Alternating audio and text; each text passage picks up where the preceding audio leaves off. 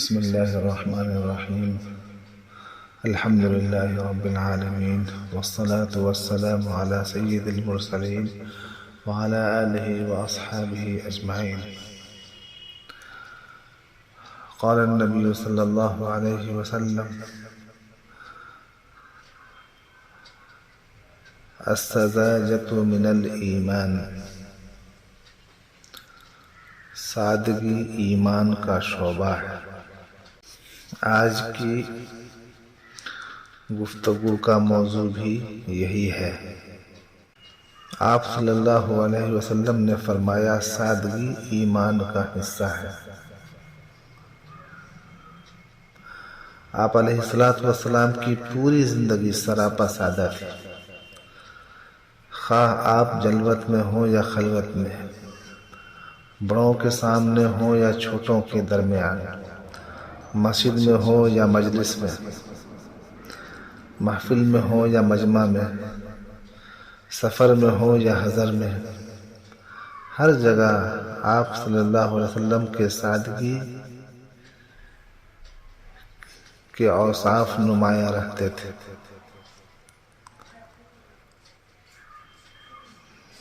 اور بلا کسی ادنی مشقت اور تکلف کے ہر چیز میں سادگی کے آپ علیہ السلام عادی تھے۔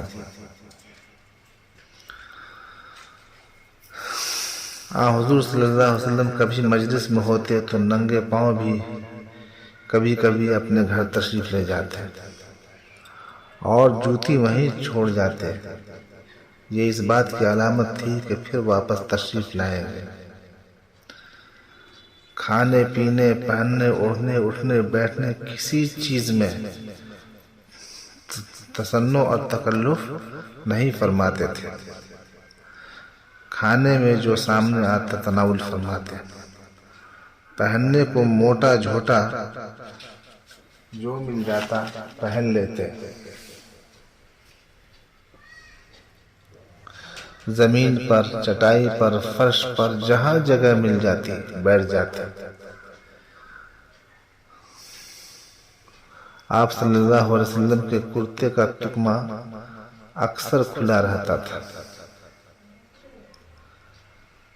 آپ کو لباس میں نمائش ناپسند تھا۔ زینت و آرائش کے سامان سے آپ علیہ السلام کو طبعاً نفرت تھی۔ غرض ہر چیز میں سادگی اور بے تکلفی آپ کو پسند تھی۔ آپ صلی اللہ علیہ وسلم ناز و نعمت اور عیش پرستی کو پسند نہیں فرماتے تھے اور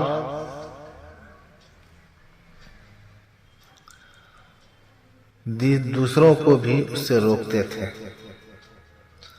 اور اس میں حکمت یہ ہے کہ اسباب راحت سے دلچسپی رکھنے سے دین و عبادت سے غفلت اور دوری کا راستہ نکلتا ہے۔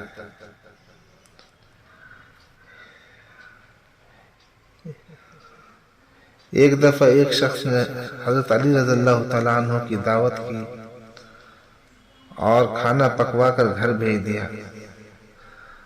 حضرت فاطمہ رضی اللہ تعالیٰ عنہ نے کہا، اگر رسول اللہ صلی اللہ علیہ وسلم بھی تشریف لاتے اور ہمارے ساتھ کھانا کھاتے تو کتنا اچھا ہوتا۔ حضرت علی رضی اللہ تعالیٰ عنہ گئے اور آپ صلی اللہ علیہ وسلم سے جا کر عرض کیا۔ حضور صلی اللہ علیہ وسلم دروازہ پر پہنچے تو یہ دیکھ کر کے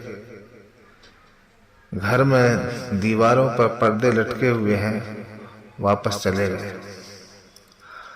حضرت علی رضی اللہ تعالیٰ عنہ نے واپسی کی وجہ دریافت کی تو فرمایا، پیغمبر کی شان کے خلاف ہے کہ وہ کسی زیب و زینت کے مکان میں داخل ہو۔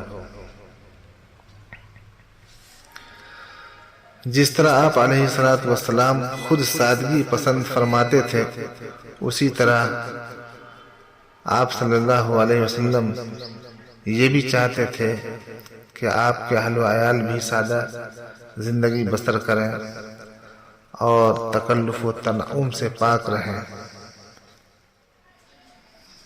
عورتوں کو شریعت میں زیور کا استعمال مباح اور جائز ہے، مگر آن حضرت صلی اللہ علیہ وسلم اہل بیت کے لیے اس کو بھی خلاف اولا تصور فرماتے تھے۔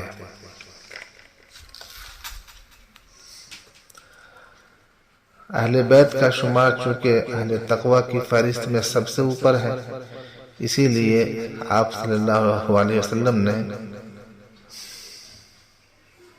اسی تقوی کی حفاظت کی غرض سے حضرت فاطمہ رضی اللہ تعالی عنہ کے گلے میں جب سونے کا ہار دیکھا تو فرمایا کہ تم کو یہ ناگوار نہ ہوگا جب لوگ یہ کہیں گے کہ پیغمبر کی لڑکی کے گلے میں آگ کا ہار ہے۔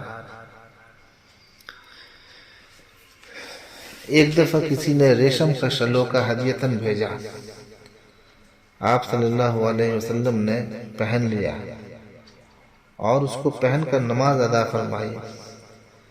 نماز سے فارغ ہو کر نہایت کراہت و نفرت کے ساتھ نوچ کر اتار ڈالا، پھر فرمایا پرہیزگاروں کے لیے یہ کپڑے مناسب نہیں۔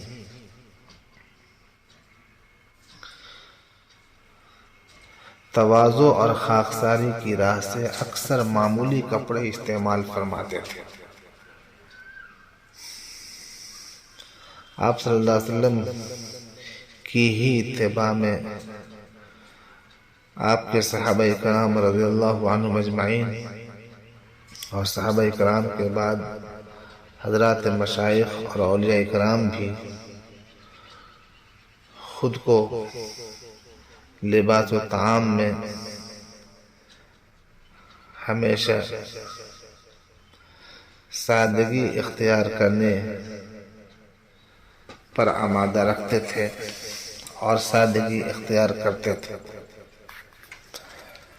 اور آج بھی اولیاء اکرام، بزرگان دین اور صالحین نبی پاک صلی اللہ علیہ وسلم کے اس سادگی کو اپنائے ہوئے ہیں۔ آج بھی اللہ کے سچے عاشقین آپ علیہ السلام کی اس نبوی سادگی کو اپنی ہدایت و نجات اور سفر تقوی و فلاح کے لیے بہترین توشہ اور زاد راہ سمجھ کر اپناتے ہیں۔ حضرت حکیم الامت مولانا اشرف علی تھانوی رحمۃ اللہ علیہ فرماتے تھے، ہر چیز میں سادگی آدمی کے کمال کی دلیل ہے اور تکلف و تصنع ناقص ہونے کی علامت ہے۔ حضرت حکیم الامت نے اپنی کتاب میں ایک جگہ ایک حدیث نقل فرمائی کہ نحن امت امیت، کہ ہم سادہ امت ہے۔ یہ حضور پاک صلی اللہ علیہ وسلم نے فرمایا۔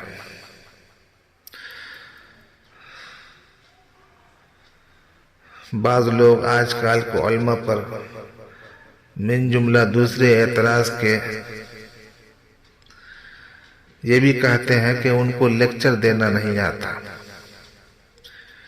اس کا جواب یہ ہے کہ جب ہمارے پاس قرآن و حدیث اور اس کی تعلیمات کا سرمایہ موجود ہے تو ہم کو کسی ظاہری آب و تاب کی کیا ضرورت ہے؟ خوب کہا ہے ز عشق ناتمام ماں جمال یار مستغنی است، بآب و رنگ و خال و خط چہ حاجت روی زیبارہ۔ ہمیں لیکچروں کا طرز سیکھنے کی کوئی ضرورت نہیں، اور ہم تو صاف کہتے ہیں کہ جو شخص لیکچر کے طرز کو اختیار کرتا ہے وہ اول ہمارے دل میں ناپسندیدگی کا بیج بوتا ہے۔ یہ حضرت حکیم الامت فرماتے ہیں، جو شخص لیکچر کے طرز کو اختیار کرتا ہے وہ اول ہمارے دل میں ناپسندیدگی کا بیج بوتا ہے۔ ہم کو تو وہی طرز پسند ہے جس کی طرف حدیث شریف میں ارشاد ہے نحن امت امیت۔ امیہ کے معنی سادگی کے ہیں، تو حضور پاک صلی اللہ علیہ وسلم کی اصل مرضی یہ ہے کہ آپ کی امت نہایت سادہ رہے، اسی لیے آپ نے لفظ نحنو فرما کر ساری امت کو شامل فرما لیا۔ یہی روح ہے اتباع نبی کی کہ ہر بات میں بالکل سادگی ہو۔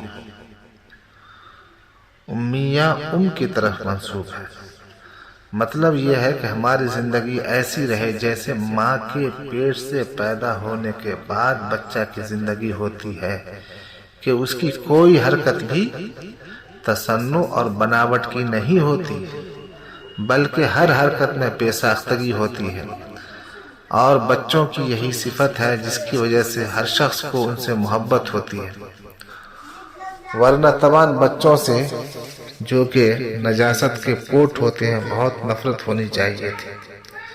اور یہی بے ساختگی ہے کہ جن بوڑھوں میں یہ پائی جاتی ہے، آج ہماری آنکھوں کے سامنے بڑے بڑے حسین ان پر جان فدا کرتے ہیں۔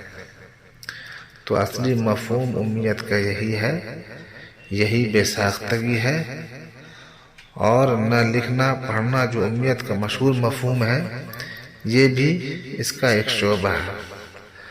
تو بیان میں بھی بناوٹ اور تکلف بالکل نہ ہونا چاہیے، اور تلبیس اور تلمیس سے بالکل پاک ہونا چاہیے۔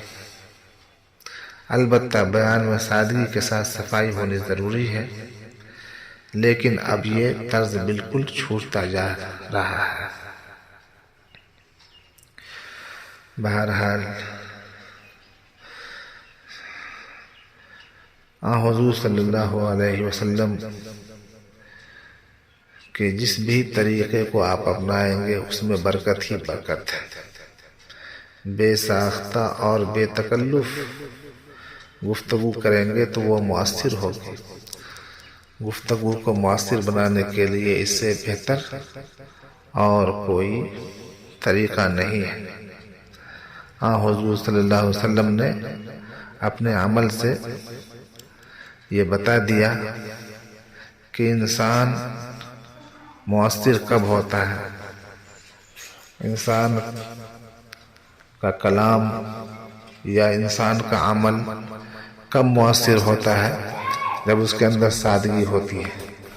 اللہ تبارک و تعالی اس نبوی سادگی کا رنگ ہمیں بھی عطا فرمائے، آمین یا رب العالمین۔ صلی اللہ وسلم علی سیدنا محمد وعلی آلہ وصحبہ اجمعین برحمتک یا ارحم الراحمین والحمد للہ۔